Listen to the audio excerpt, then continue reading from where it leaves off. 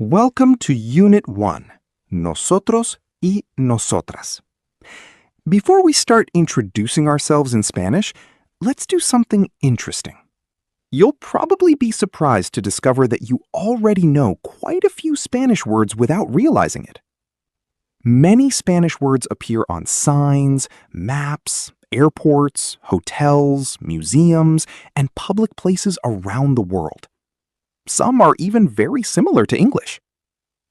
This first activity is called reconocer palabras en español, which means recognizing Spanish words.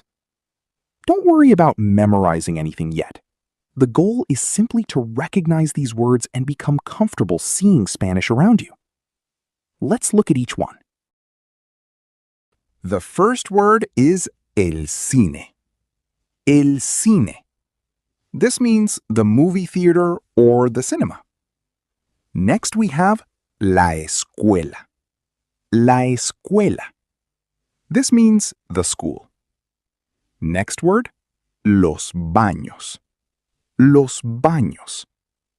You often see this sign in airports, shopping malls, restaurants, and other public places. It simply means the restrooms. Next, el aeropuerto internacional. Can you guess what it means? Exactly. The international airport. El aeropuerto internacional. Next is el museo. El museo. That's the museum. Another very easy one is el taxi. El taxi. It means exactly what you think. The taxi. Now we have la calle. La calle. This means the street. Next is el restaurante. Restaurante.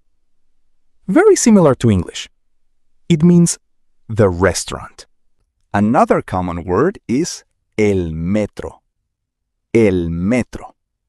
In many Spanish-speaking cities, this refers to the subway or metro system. Finally, we have el hotel. El hotel. Exactly the same meaning as in English. As you can see, Spanish is already more familiar than you might have expected. Many words are easy to recognize because they share Latin roots with English or other European languages. Throughout this course, you'll continue discovering words that you already understand before anyone explains them. Now let's move on to our second activity, los nombres en español, which means names in Spanish. Names are an important part of introducing yourself, but in Spanish, just like in English, people aren't always called by their full name. Sometimes people use nicknames, affectionate names, or even different names depending on who they're talking to.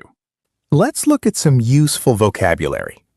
First, we have señor and señora. Señor is similar to Mr., and señora is similar to Mrs. or ma'am. These are polite ways to address an adult. Another useful question is ¿quién es? This means, who is it? For example, someone knocks on the door. You ask, ¿quién es? The other person replies, soy yo, which simply means, it's me. You'll hear this expression all the time in everyday Spanish. Now, let's learn a very common informal expression. Hombre. Literally, it means man. But in conversations, especially in Spain, it's often used like saying, hey, well, hi, or come on.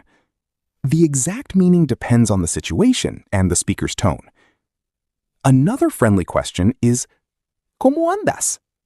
Literally, it means, how are you walking? But that's not how it's understood. It's a casual way of asking, how are you doing? It's similar to ¿qué tal? Or ¿cómo estás? But a little more informal. Now, let's talk about names. The verb llamarse means to be called. You already learned me llamo, which means my name is. But Spanish also allows us to talk about nicknames. For example, me llamo Janina, pero mis amigos me llaman Nina. This means, my name is Janina, but my friends call me Nina. Me llamo Janina, pero mis amigos me llaman Nina. Here, me llaman means they call me. Many people have nicknames given by family or friends. Now, let's look at 2 questions that help people get to know each other. ¿Cómo te llama tu madre? What does your mother call you? ¿Cómo te llama tu madre? Maybe an affectionate name. Another question is, ¿tus amigos te llaman de manera diferente? Do your friends call you by a different name? Tus amigos means your friends. Te llaman, call you. De manera diferente means in different way. ¿Tus amigos te llaman de manera diferente? If the answer is yes, ¿cómo? How?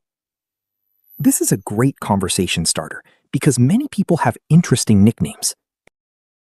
Now let's move on to our first reading activity. In this section, you'll meet 6 different people. Each person introduces themselves by giving 4 pieces of information: their name, their nationality, their profession, and their age. As you listen, don't worry if you don't understand every single word. Instead, try to identify those 4 pieces of information. Let's begin. Me llamo Lea y soy canadiense. Trabajo en un laboratorio.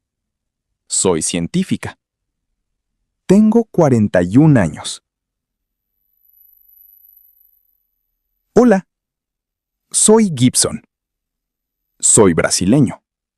De Goiânia. Y trabajo de cocinero. Tengo 30 años. Me llamo Ulrich. Soy alemán.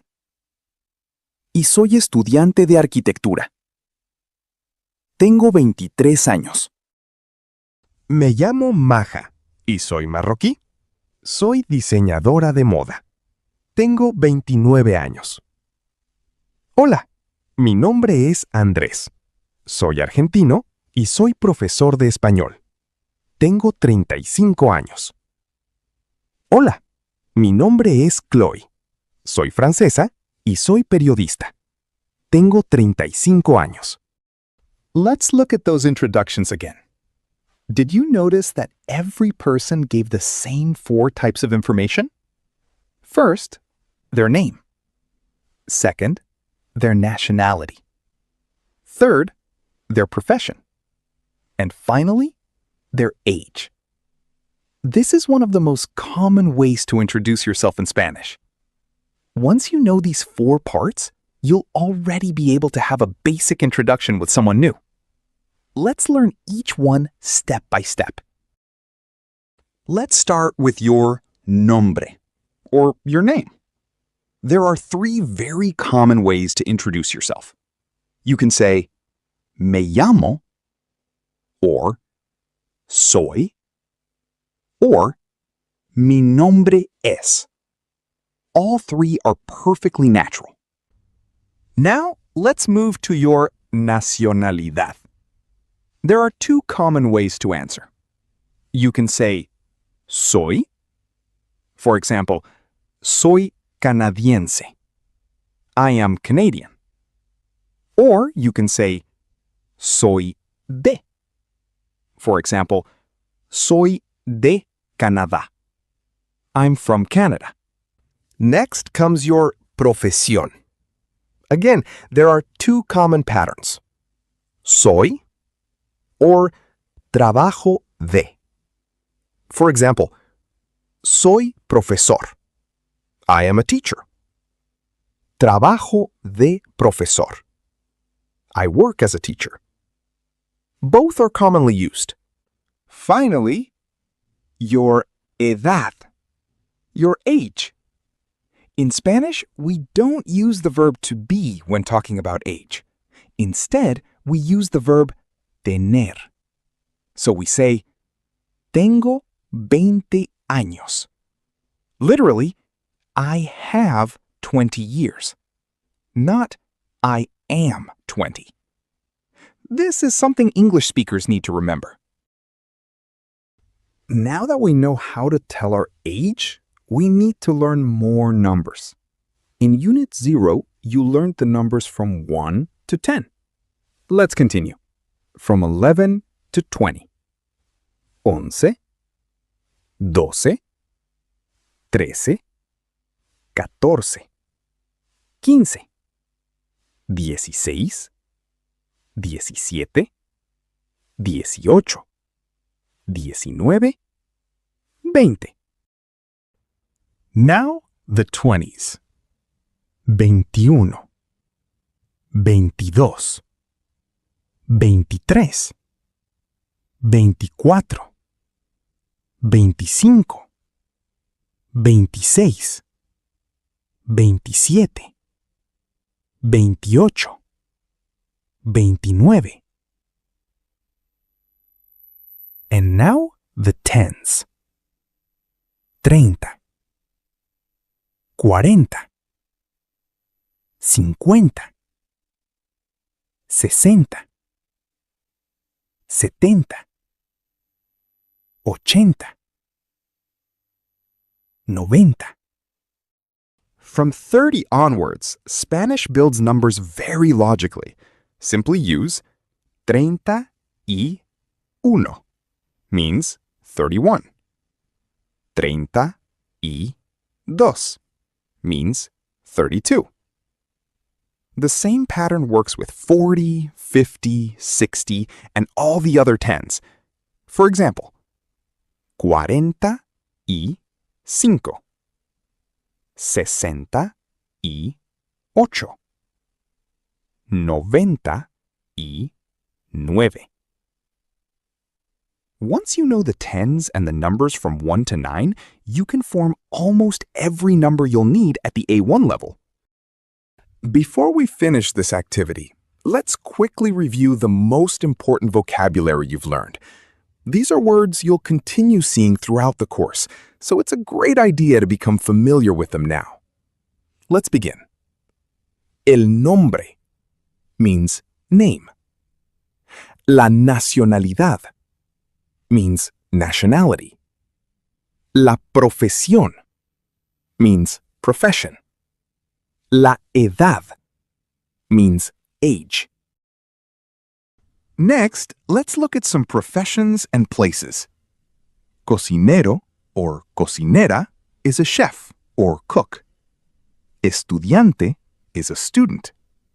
Diseñador de moda or diseñadora de moda is a fashion designer. Profesor or profesora is a teacher. Periodista is a journalist.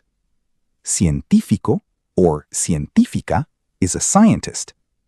Traductor or traductora is a translator. La arquitectura means architecture. La universidad means university. El taller means workshop. El canal de televisión means television channel. Un laboratorio is a laboratory. Now let's review the nationalities. Brasileño o brasileña means Brazilian. Alemán o alemana means German. Marroquí means Moroccan. Notice that marroquí has the same form for both masculine and feminine. Argentino o argentina means Argentinian. Francés o francesa means French. Excellent! You've now learned a lot of useful vocabulary related to personal information, nationalities, professions, and places. Don't worry if you don't remember every word immediately. You'll see them again many times throughout this course, and with practice, they'll soon become part of your everyday Spanish vocabulary.